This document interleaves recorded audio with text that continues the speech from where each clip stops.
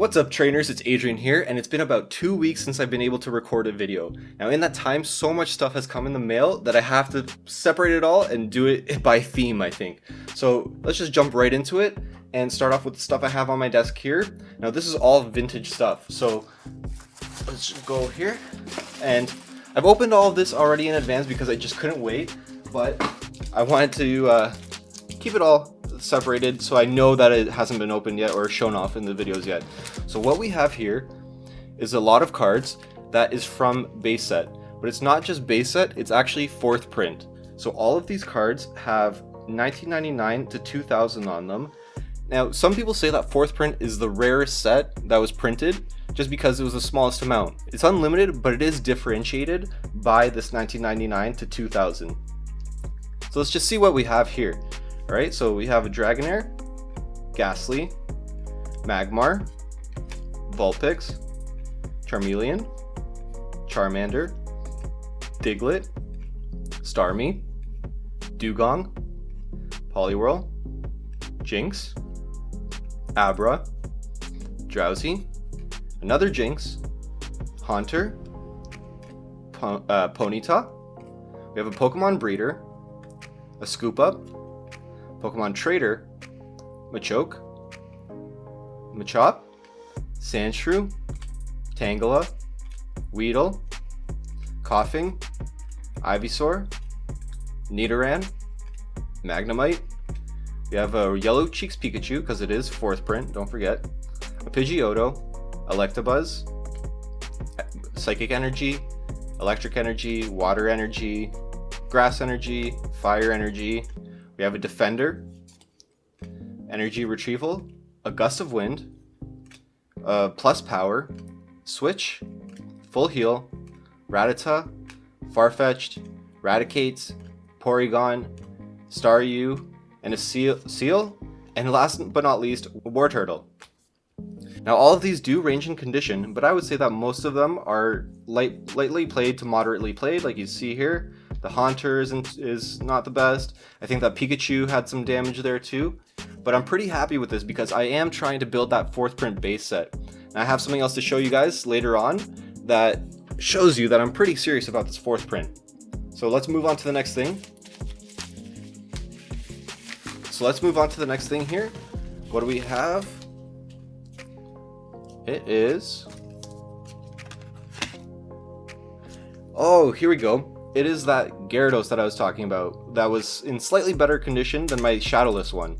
Let's take a look at it here. Now it is unlimited, not fourth print like the other cards that I got. Now it is in slightly better condition.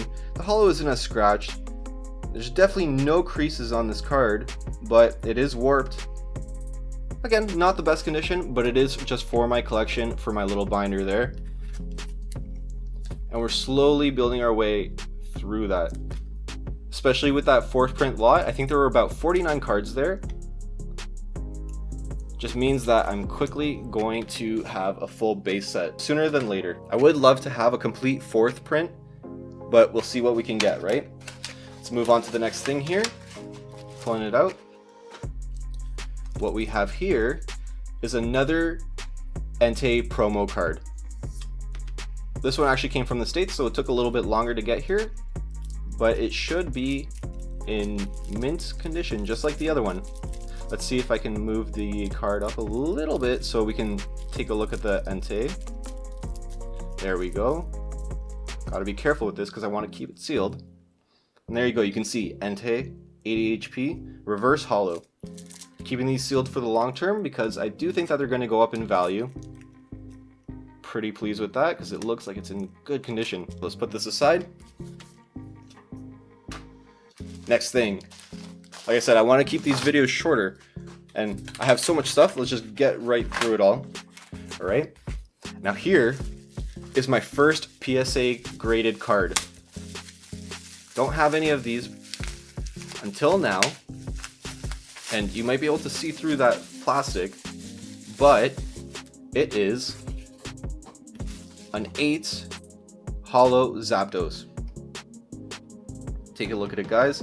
You can see that it's not the error card where it has the holo stamp cut out right there, but look at that, pretty good. Now I will be honest, this is a newer serial number, so I thought that they were a little bit more stringent on the grading, but looking at the front, it's not bad, right? But when you look at the back, you can see that there is whitening all along, like the top of the card, the corners here and there. So I'm pretty confident that with some of the cards that I want to send into grading, they're definitely going to get 8s or 9s, hopefully, right? So take a look at it, guys.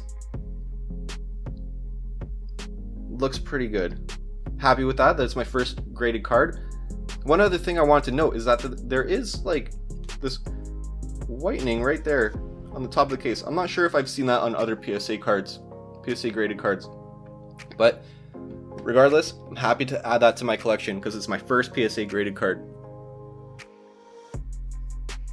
All right, let's move on to the next thing. Almost done here.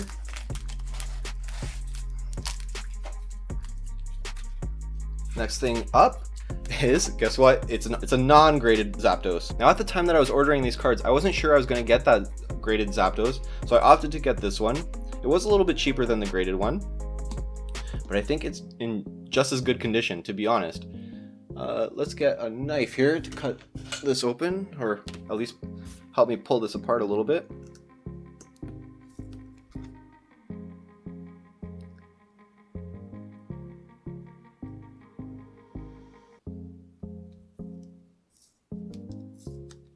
Okay, getting that open there. Here we go, let's check it out. Okay, let's pull it out of the sleeve. There we go. Looks pretty good, actually. There is some scratching on the hollow there. Especially looking through the viewfinder here, it's hard to tell, but yeah. Okay, it's in worse condition than the graded one. I'll be honest about that. But it is pretty good, and I think I will be throwing this into my binder collection. So I'm happy to have this. There we go. Thumbs up for the double Zapdos, guys. Forgot, I should be putting my stuff over here.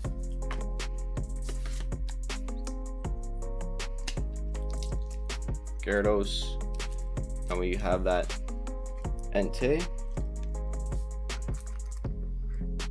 All right. Okay, let's keep on moving. Next thing up, we have a lightly played, well, so the seller says, a lightly played Lapras.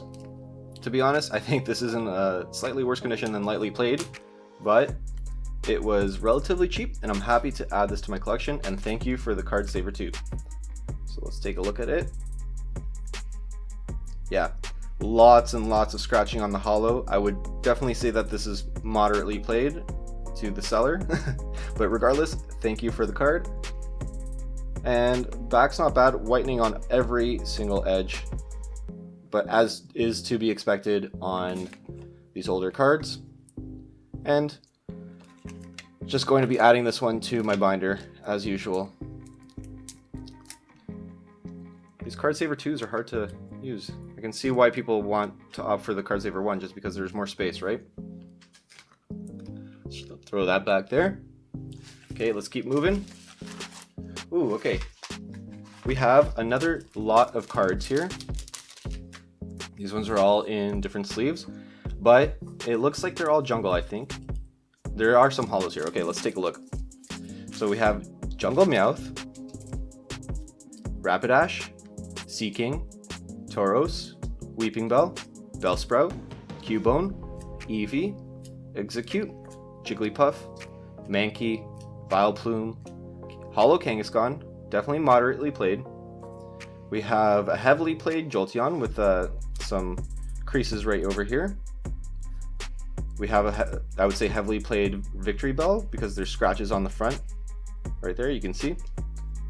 Venomoth, Vaporeon, Snorlax, non-hollow, Mr. Mime. We have another heavily played Scyther, a heavily played Venomoth, Clefable, Nidorina, Parasect, Persian, Primeape, Fearow, Lickitung, Butterfree, or Executor, Wigglytuff, Marowak, Gloom, Trainer, Venonat, Spearow, Rhyhorn, Jungle Pikachu, Paris, Oddish, and these two are stuck, and a female Nidoran. So these will be going straight into my binder, unless I have duplicates of course, and then I will be putting the best ones into the binder. So we have our jungle lot, we have our 4th print lot, we have our singles right there that we ordered, and last but not least from this vintage collection, let's take a look here. This is from a Canadian seller, so I was happy to avoid those customs costs. But check it out guys, it is a holo Jolteon. This one is definitely in better condition than that creased one that I just showed you guys. But again, it's not mint. It's hard to get these mint cards nowadays. Alright. Holo is actually not so bad. I thought it would be worse. And just some whitening along the tops and the sides. Not as much as the Lapras though, that's for sure. Okay, right away let's just take it out of this perfectly cut sleeve. I forget what they're called, but I don't like those really small sleeves. It's way too hard to pull the cards out and put them back in, and I don't want to damage the card any more than it already has. Alright. Here we go, you can see everything that I got here. I just wanted to show you guys all of my vintage orders that I've gotten in the mail. So here are all of the orders that I've gotten from the vintage lots. So wanted to say thanks again guys for joining me. I'll catch you on the next one. Please leave a thumbs up, comment if you can, let me know how I can improve these videos, and see you later. Bye.